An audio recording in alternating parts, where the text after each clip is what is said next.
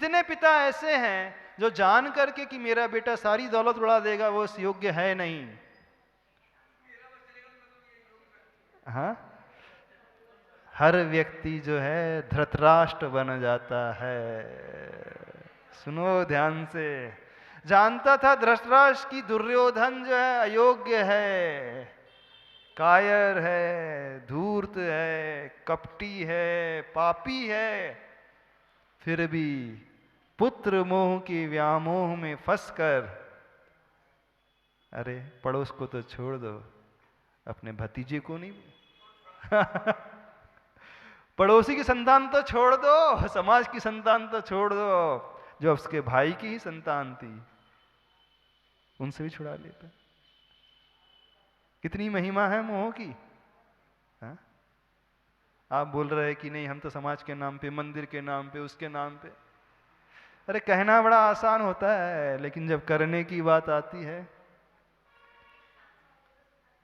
क्या एक चांस और देकर देखें, एक ट्राई और करके देखे, हो सकता है बदल जाए, हो सकता अभी नहीं मरे, हमारे जीते जीते मरने के बाद बदल जाए, क्या भरोसा तब अकल आ जाए बेटे को, आदत पड़ जाए। हाँ तो ऐसा करो फिर, वसीयत किसके नाम पे लिख के जाओगे, पूछ रहे हैं। किसके नाम पे लिख के जाओगे वसीयत? बेटा तो अच्छा है। अच्छा अच्छा, ये तो उदाहरण हुआ। अब चलो हम आपसे पूछ रहे हैं, अब मोह आपकी ही संतान है, ध्यान से सुनना, जिसके लिए हम एग्जाम्पल दे रहे थे। मोह जो है, कर्म जो है, कर्म जो भी हैं किसके द्वारा पैदा किए गए हैं? कर्म ने आपको पैदा किया कि आपने कर्मों को पैदा किया? वो जो अज्ञान रूपी अंधकार वाला कर्म है, मोहनी वाला कर्म है, वो आप ही की संतान है कि नहीं? किसकी संतान है वो? सबकी अपनी अपनी संतान है वो। अब आपको पता है मोहनी कर्म कैसा खतरनाक है? नहीं पता? सबको पता है। योग्य है कि अयोग्य है? दुर्योधन जैसा है कि युधिष्ठिर जैसा है? अभी बता दो हाँ, मोहनी कर्म दुर्योधन जैसा है, युधिष्ठिर जैसा है? कुछ किसके जैसा है? दुर्योधन जैसा है पक्का? युधिष्ठिर जैसा तो नहीं है? तो चलो आप धृतराष्ट्र हो क्या हो कौन हो आप, धृतराष्ट्र हो कि विदुर हो? हाँ, कितने धृतराष्ट्र बैठे हैं और कितने विदुर बैठे हैं? हाँ, कितने हैं? ऐसा लगता है धृतराष्ट्र की सभा को हम संबोधन कर रहे हैं। नहीं, संबोधन किसको कर रहे हैं? धृतराष्ट्र की सभा को संबोधन कर रहे हैं। वहां तो उस समय तो एक ही धृतराष्ट्र था हाँ, उस समय एक ही धृतराष्ट्र था। यहाँ कितने हैं कितने हैं यहाँ पर? क्यों लालू, कितने हैं? कितने हैं? कुछ महिला के वेश में हैं, कुछ पुरुषों के वेश में हैं। हाँ, कुछ पट्टी बांधे हैं, कुछ जन्म से अंधे हैं, कुछ मुंह से अंधे हैं। अलग कर दो ना अपनी संतान को, छोड़ दो, योग्य नहीं है वो, अयोग्य है। उसी संतान ने धृतराष्ट्र को कष्ट दिया था, याद रखना। दुर्योधन के कारण ही वो बड़ा दुखी था। पता था कि दुर्योधन कष्ट देता चला आ रहा है और भविष्य में भी देता चला रहेगा, फिर भी जब पक्ष लेने की बात आई तो धृतराष्ट्र ने दुर्योधन का ही पक्ष लिया।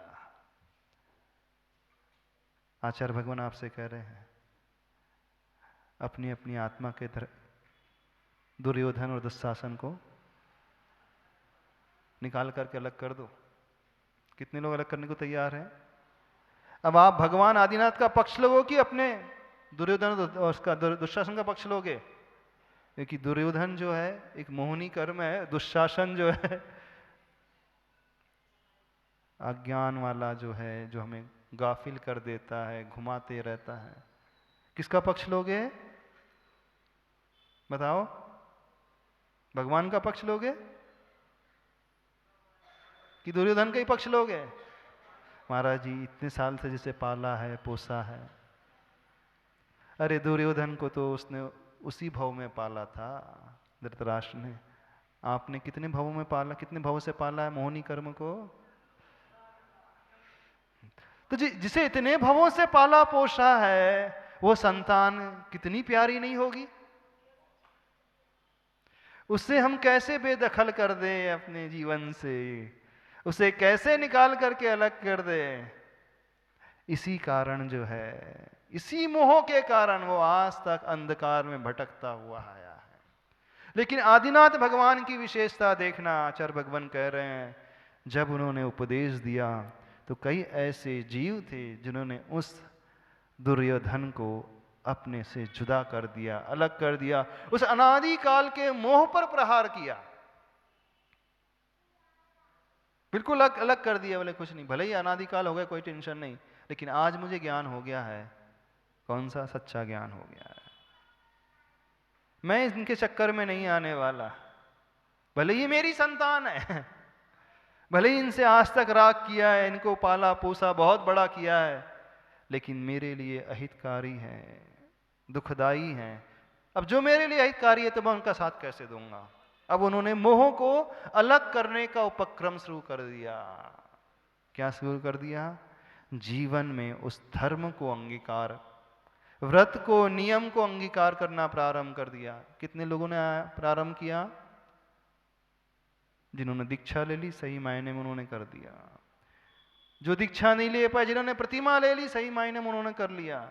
बाकी सब पाल रहे हैं अच्छे से, कहीं कष्ट ना हो जाए, है ना? बच्चे को नींद नहीं आती तो आपको भी नींद नहीं आती, नहीं आती ना? दुर्योधन को नींद नहीं आती तो धृतराष्ट्र को भी नींद नहीं आती। हाँ, कुछ धृतराष्ट्र हैं, कुछ गांधारी हैं। कौन है?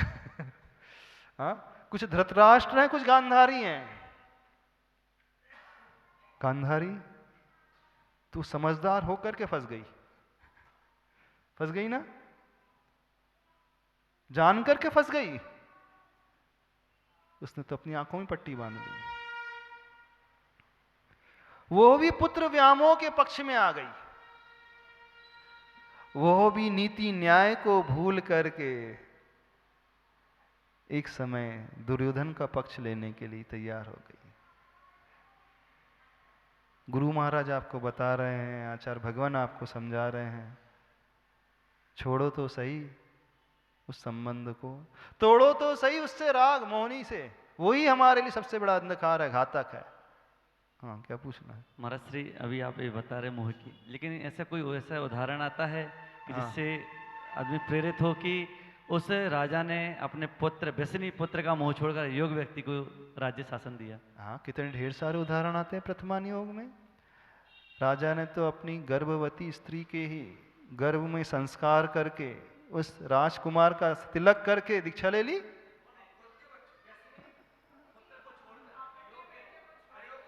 अच्छा, हाँ, अरे जब जो व्यक्ति योग्य को छोड़ सकता तो अयोग्य तो वैसे ही छोड़ देगा। हाँ, उसने अपने ही योग्य संतान को छोड़ करके दीक्षा ग्रहण कर ली। कितना बड़ा उसका मोह पर प्रहार है। खड़े करके बोल। हाँ, मान लो किसी व्यक्ति यानी राजा का पुत्र व्यसनी है, हाँ, उसने अपने व्यसनी पुत्र को देश निकाल दिया। अरे देश और निकाला अपने तो छोड़ दो, सुनो, महाराज देश निकाला तो छोड़ दो, मृत्यु दंड दे दिया। यमपाल चंडाल की कथा सुनो। महाराज जी, ये तो मान रहा हूँ। बेटे ने गलत काम किया, अष्टानिका में जीव हिंसा कर दी, तो भले ही मेरा बेटा है, इकलौता है, कुछ नहीं, चिंता नहीं, मृत्यु दंड दे दिया उसने और मर गया बेटा। दिया कि नहीं? कितने सारे ऐसे उदाहरण हैं प्रथमान योग में, जिन्होंने अपने बेटे को मृत्यु दंड, मुझे कुछ नहीं चिंता, मुझे मोह नहीं चाहिए, मैं धृतराष्ट्र नहीं हूं कि अनीति अन्याय का पक्ष ले लूं, दे दिया उसने। आती कथा नहीं आती कथा? कितनी सारी, ढेर सारी ऐसी कथाएं मिल जाएंगी आपको आगम ग्रंथों में। योग्य व्यक्ति के लिए फिर से, अरे उसने तो तिलक नहीं किए दूसरे, अपने बेटे को मृत्यु दंड दे दिया। इससे बड़ा क्या त्याग कहोगे?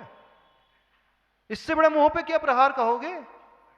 अरे चौथा काल छोड़ दो, पंचम काल में भी आती हैं ऐसी कथाएं।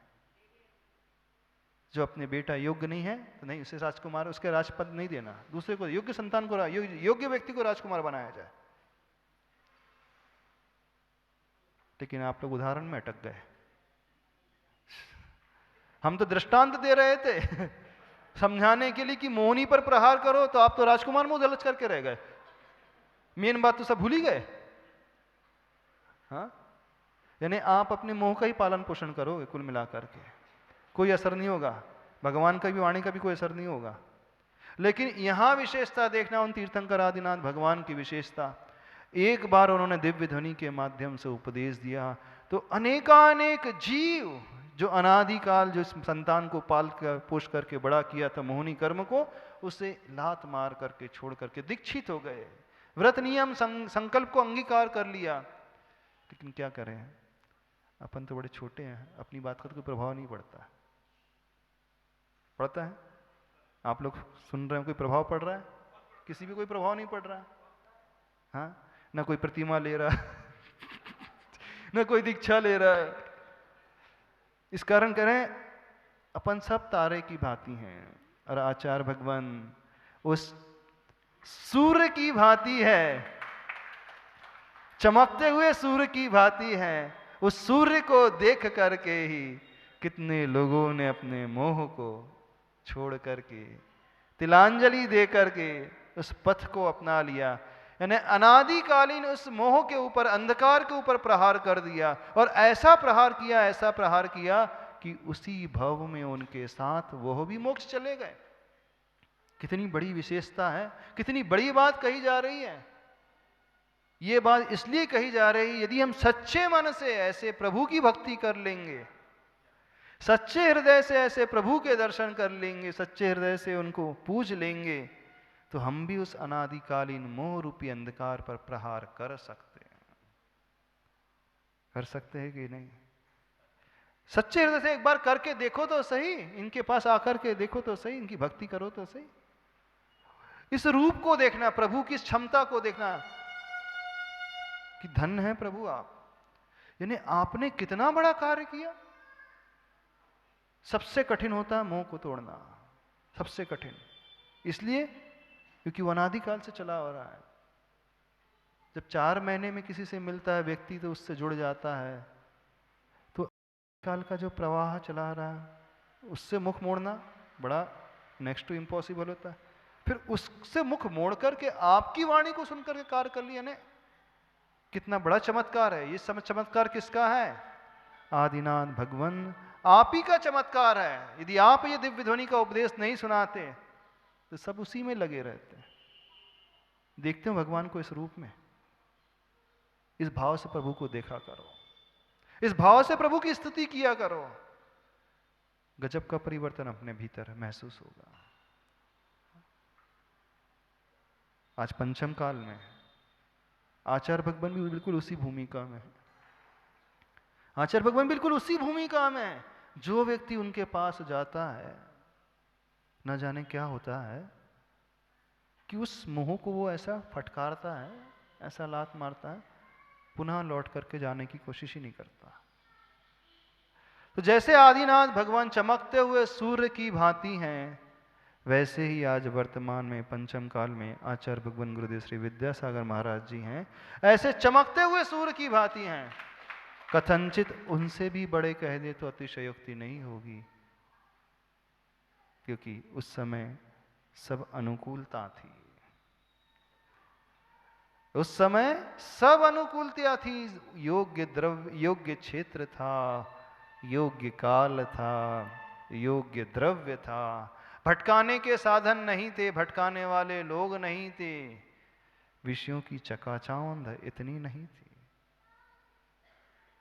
और आज योग्य द्रव्य नहीं है, न योग्य क्षेत्र है, न योग्य काल है।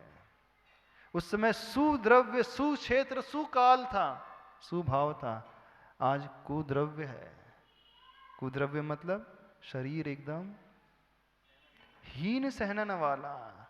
हीन सहनन में भी क्षमता ही नहीं है।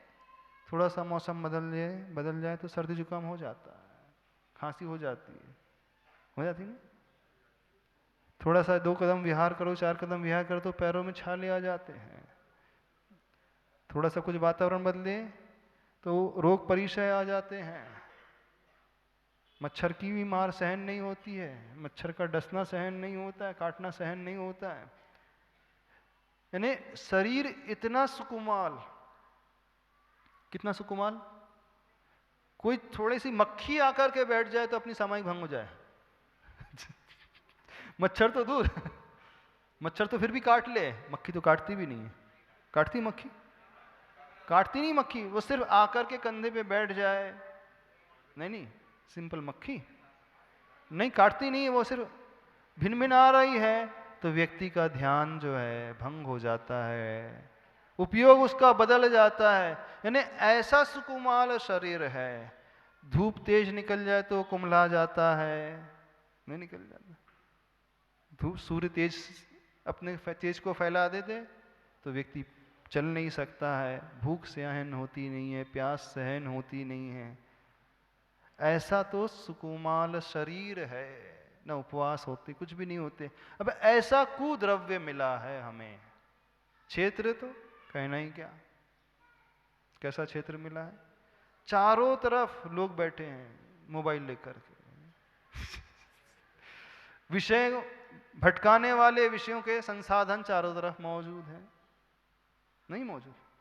चारों तरफ फैसिलिटी फैसिलिटी, घूमने खाने पीने की, जिसे देख करके व्यक्ति का मन विचलित तुरंत हो जाए। अब ऐसा क्षेत्र है, कुक्षेत्र है, काल भी निकृष्ट काल है, अच्छा काल कहाँ है। और ऐसे कुद्रव्य कुक्षेत्र कुकाल में भावों को अच्छा बनाना,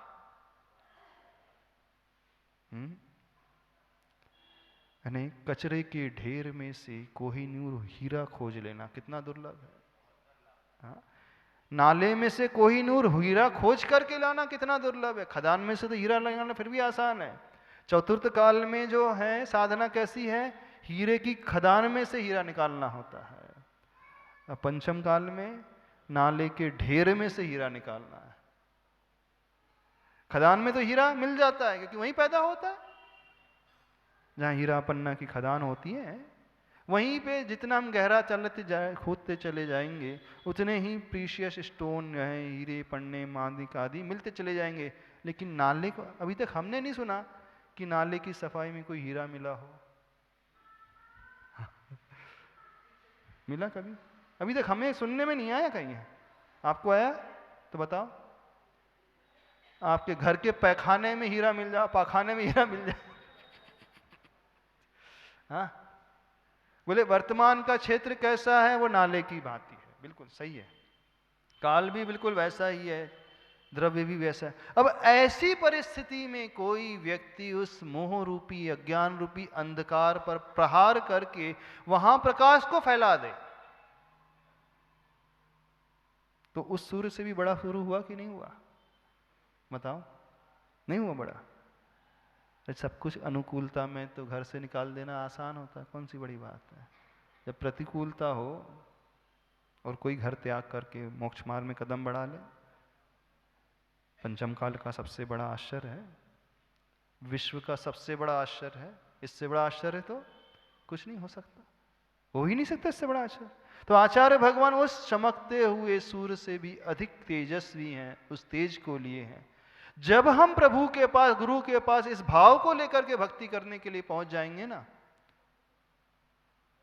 तब देखना हमारा अंतरंग का परिणाम कितना उज्जवल हो जाएगा।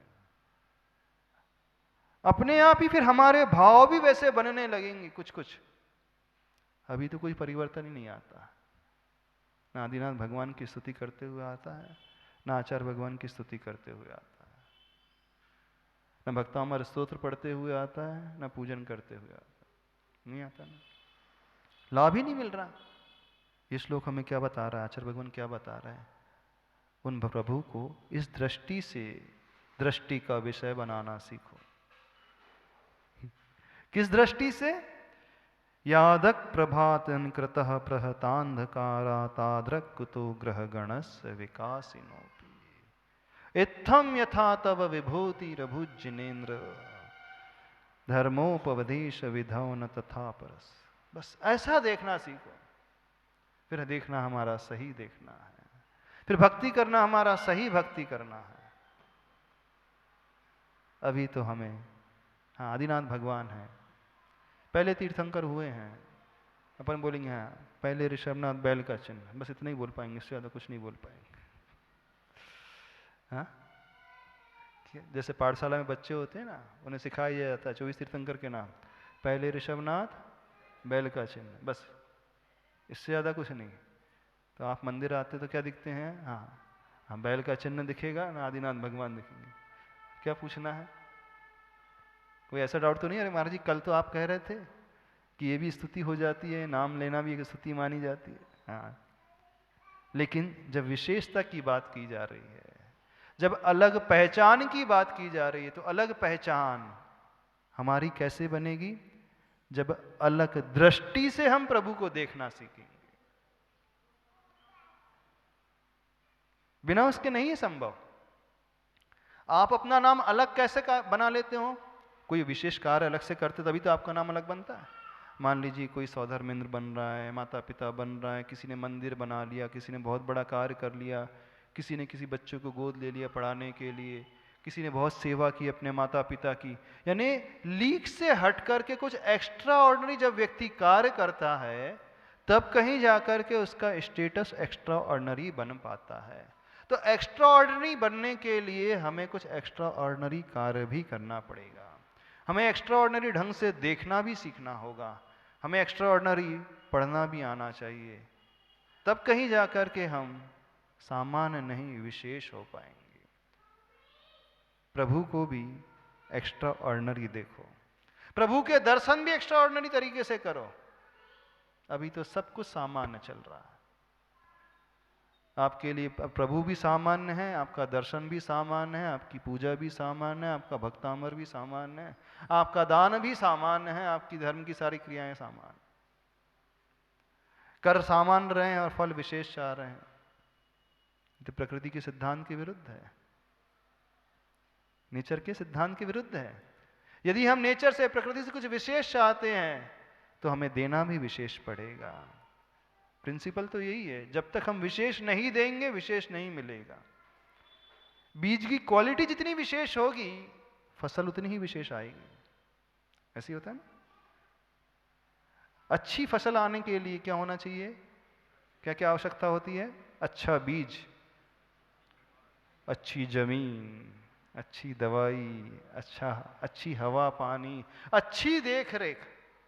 जहां सब अच्छाइयां को लिए हुए होगी, विशेषता को लिए हुआ हर कार्य, वहां पर फल भी विशेषता को लिए हुए प्राप्त होता है।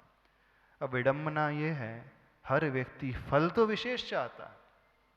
अब हम आपसे पूछे क्या चाहते हो, तो आप हर व्यक्ति कहेंगे नहीं महाराज जी भगवान जैसे ही बनना चाहते हैं, भगवान से एक कम नीचे नहीं, तीर्थंकर जैसे ही बनना चाहते हैं, बोले आदिनाथ भगवान जैसा बनना चाहते हैं, वैसे ही बनना चाहते हो ना। हर व्यक्ति की कामना विशेषता को लिए हुए है, लेकिन जब देने की बात आ रही है, शक्ति की बात आ रही है, क्षमता की बात, कार्य करने की बात, विधि की बात है, उसमें सब जगह सामान्य पन्ना कैसे संभव होगा? हो पाएगा संभव? नहीं हो पाएगा। तो क्या कर लो, हर कार्य में कुछ एक्स्ट्रा ऑर्डिनरी तरीका लाना सीखो। एक्स्ट्रा ऑर्डिनरी तरीका क्या होता है? जब आप दर्शन करो ना, कुछ विशेषता लिए हुए दर्शन करो, प्रभु को देखो भी तो कुछ विशेषता के साथ देखो, अर्घ भी चढ़ाओ तो विशेषता के साथ, अभिषेक भी तो कुछ विशेषता के साथ, और भक्तामर का पाठ भी कुछ विशेषता के साथ। वो विशेषता आप समझते हैं लीक से हट करके। अब जो रोज कर रहे हो वैसे ही आज कर रहे हैं तो क्या मिला? जो सब कर रहे हो वही आप कर रहे हो तो क्या मिलेगा? कुछ नहीं मिलने वाला। अच्छा एक बात पूछते हैं, आपकी पूजा रोज एक ही जैसी होती है कि अलग अलग विशेषता को लिए होती है? हाँ अब आप कहें कि भगवान भी वही है तो पूजा भी वही है, कुछ नहीं होगा। फिर रोज आपको विशेष विशेष नजर आना चाहिए भगवान में भी। क्या विशेषता नजर आएगी भगवान में? कल जैसा था रूप कुछ आज और अलग हट करके,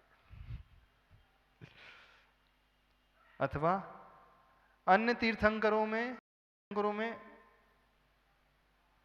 बोल दे आदिनाथ भगवान और विशेष नजर आ जाए। अब आप कहोगे महाराज ये तो भेदभाव हो गया, सबको एक जैसा दिखना चाहिए। हम क्या कह रहे हैं आपसे जब आप भक्तामर पढ़ रहे हो तो आपको आदिनाथ भगवान ही विशेष रूप से नजर आए, 23 तीर्थंकर भी विशेष ना नजर आए, वो सामान्य हो जाए। 23 तीर्थंकर आपके लिए सामान्य हो जाए, आदिनाथ भगवान विशेष हो जाए। हाँ ठीक है, जिनकी भी भक्ति कर रहे हो, जिस समय जिनकी भक्ति कर रहे हो वो आज समय आपके विशेष हो जाए,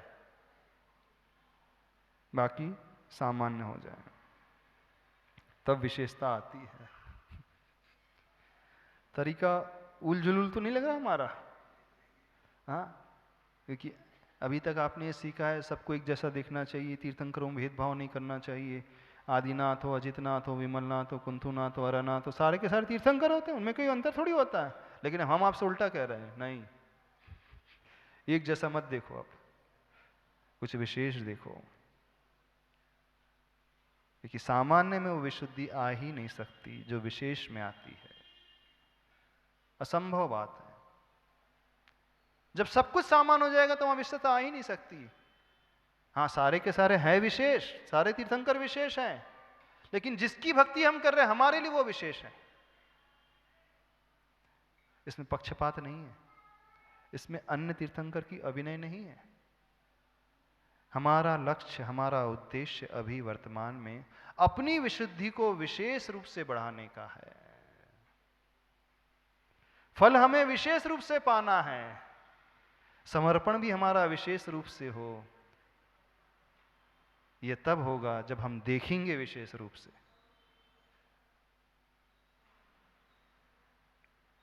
क्योंकि जो दिखता है वो देखना नहीं है, जो हम चाहते हैं वो देखना है। दिखेगा तो मूर्ति, और क्या दिखेगी? पाषाण की प्रतिमा। देखने से कुछ नहीं होता कल्याण, सॉरी, दिखने से कुछ नहीं होता है, देखने से कल्याण होता है। देखना हमारे हाथ में है, देखना इंटेंशनली होता है, देखना सहज है, सामान्य है। देखने में उपयोग लगाना पड़ता है, दिखने में उपयोग नहीं लगाना पड़ता है, वो सामान्य से होता है। नमस्ते महाराज जी, हमेशा विशुद्धि शब्द आता है। हाँ, तो ये विशुद्धि जब हमें आती है तो हम क्या महसूस करें कि हमें अंदर से लगे, क्योंकि ये विशुद्धि तो एक अनुभव गम्य शब्द है, उसको तो अनुभव किया जा सकता है, लेकिन अंदर ऐसी कौन सी भावनाएं आ जाती हैं कि हम समझें कि हमारी भावना बहुत विशुद्ध हो गई है? विशुद्धि का अर्थ होता है जहाँ कषायों की मंदता होती है उसका नाम है विशुद्धि, जहाँ कषायों की अधिकता होती है उसका नाम है संक्लेश। पहले तो ये समझे। अब हम भक्ति में विशुद्धि की बात कर रहे हैं तो अशुभ कषायों में तो मंदता रहेगी, लेकिन शुभ कषाय में तीव्रता रहेगी। तो क्या कषाय भी शुभ और अशुभ होती हैं? हाँ, कषाय भी शुभ और अशुभ होती हैं। जैसे राग प्रशस्त और अप्रशस्त होता है ना, वैसे कषाय भी शुभ और अशुभ होती है। तो ये भक्ति में कौन सी कषाय रहेगी? क्रोध मान माया लोभ में से कौन सी कषाय रहेगी? कोई रहेगी कि नहीं रहेगी कषाय? लोभ रहेगी। क्यों नहीं रहेगी? कषाय से अर्थ आप क्रोध में क्यों जा रहे हो? जब हम कषाय कह रहे हैं तो अशुभ में क्यों जा रहे हैं? कषाय का मतलब अशुभ नहीं होता है। कषाय मतलब क्रोध मान माया लोभ।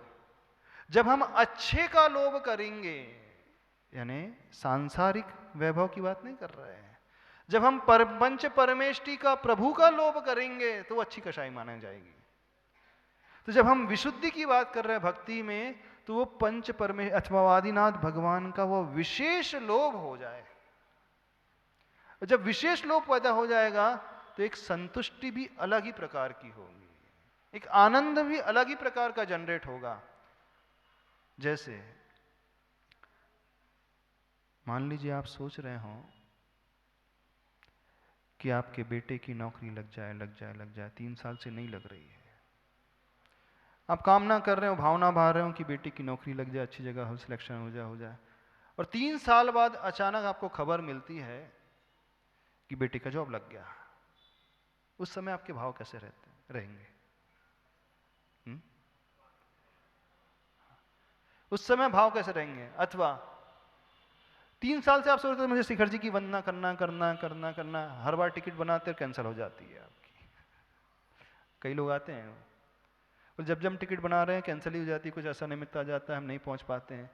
तो 3 साल से आप जा नहीं पा रहे थे और कुछ ऐसा संयोग घटता है कि 3 वर्ष के पश्चात आप पहुंच जाते हैं। उस समय आपके भाव कैसे रहेंगे समय से घर पहुंचने पर? कैसे रहेंगे? अलग ही प्रकार के विशुद्ध रहेंगे, आनंद अलग ही प्रकार का रहेगा।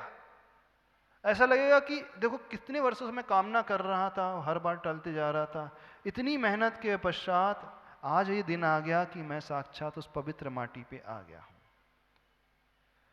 तो ये जो विशुद्धि का भाव पैदा हुआ, आनंद का भाव पैदा हुआ, ऐसा ही भाव जब प्रभु की भक्ति में आने लगे कि आज तो मैं धन्य हो गया, आज मेरे कैसे सौभाग्य, कैसे कर्म का उदय आया कि वो प्रभु मुझे इस विशेष रूप से नजर आने लगे, सामान्य नहीं नजर आ रहे हैं। हे प्रभु आप इतने विशेष हैं, आपके उस उपदेश को सुन करके, आपकी छवि को देख करके, आपकी सन्निधि को पा करके उन असंख्यात जीवों ने अनंतकालीन मोह पर प्रहार कर दिया, उस अंधकार को दूर कर दिया। धन्य है आपकी महिमा, धन्य है आपका वो रूप। बस उस समय जो भाव पैदा होगा वो अलग ही प्रकार का भाव, और उस समय जो पुण्य मिलेगा उसकी क्वालिटी कहना ही क्या, अलग ही नेचर ऑफ, अलग ही प्रकार की क्वालिटी रहेगी, ऐसी क्वालिटी जो आज तक नहीं कमाई होगी। वो एक दिन का पुण्य, वो एक समय का भाव वाला पुण्य सब पुण्यों पर भारी पड़ने वाला होगा। तो विशेषता पाने के लिए विशेषता वाली क्रियाएं हम करना सीखें। दृष्टि में विशेषता लाएं, शरीर की क्रियाओं में विशेषता लाएं, सोच में विशेषता लेकर के आएं, तब जाकर के फल में विशेषता आती है। सूत्र आता तत्वार सूत्र में, विधि द्रव्य दात्री पात्र विशेषास्तद विशेषः। दान में विशेषता कब आती है? वहां सब जगह विशेषता की बात की गई है, सब जगह विशेषता की बात की। बोले विधि में विशेषता आने से दान में विशेषता आ जाती है। द्रव्य, जिस द्रव्य को आप बना रहे हो आहार दान के लिए, वो जितना अच्छी क्वालिटी का, जितना अच्छा टेस्टी रहेगा, दान में विशेषता आ जाएगी। दाता जितने अच्छे भावों से लेकर के, दान में विशेषता। पात्र, पात्र जितना विशेष होगा, जितने ऊंचे पद पर होगा, उतना ही दान में विशेषता का फल लेगा। अब देखना, अब पात्र की विशेषता एक तो पात्र पर भी आधारित है, दूसरे हमारी दृष्टि पर भी आधारित है। अब आचार्य भगवान हैं, विशेष पात्र हो गए, लेकिन हर एक श्रावक जो आचार्य भगवान का नवधा भक्ति से प्रदान करके आहार देता है, उसका पुण्य एक जैसा होता है। नहीं, द्रव्य भी उसका बहुत अच्छा है, सेम क्वालिटी का द्रव्य अपन बना ले, विधि भी सेम क्वालिटी की मान ले, और पात्र तो विशेष है ही आचार्य भगवान, लेकिन फिर भी हर एक दाता के पुण्य में अंतर रहेगा। क्यों अंतर रहेगा? कि वह दाता आचार्य भगवान को किस रूप में ग्रहण कर रहा है। वो मानेगा, एक दाता ऐसा भी है कि वो आचार्य भगवान को भगवान ही, साक्षात भगवान मान रहा है। बोले मेरे घर में आचार्य भगवान नहीं है, मेरे घर में साक्षात महावीर आ गए, तो उसके पुण्य में और ज्यादा विशेषता आ जाएगी। तो कई बार ऐसा भी होता है, पात्र भले ही कोई भी क्यों ना हो, हम उसमें क्या खोज रहे हैं। पात्र तो वही आदिनाथ भगवान है, प्रथम तीर्थंकर है, सब ये कहेंगे आदिनाथ भगवान युग में पहले तीर्थंकर हुए हैं, हम उन प्रभु की भक्ति कर रहे हैं, भक्तामृत स्तोत्र पढ़ रहे हैं, कहेंगे।